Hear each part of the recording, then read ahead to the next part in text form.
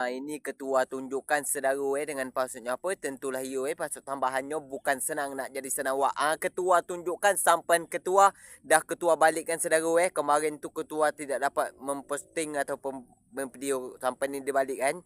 Jadi ketua tunjuk aja yang dah dia balik saudara macam ginilah sampai ketua kalau sudah terbalik saudara dengan passwordnya apa? Tentulah you password tambahannya bukan senang nak jadi senawak. Itu sampai rek sampai rek.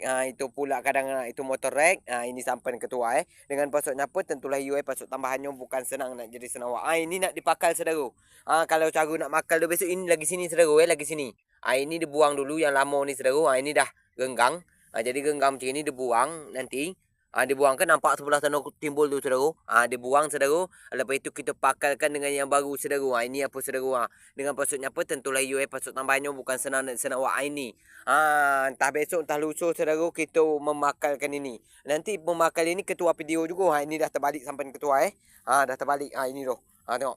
Kau tengok betul-betul saudara. Ini nak dipakal juga ni saudara. Ni. Ini nak dipakal juga. Macam inilah sampai ketua. Yang atas ni mungkin kalau ada yang genggang macam ini besok dipakal saudara jangan risau saudara, tetap dipakal. Itu pula kadang air kecil depan mungkin kita dapat turun saudara ini aja lah informasi hari ni lagi ketua Sekian terima kasih saudara.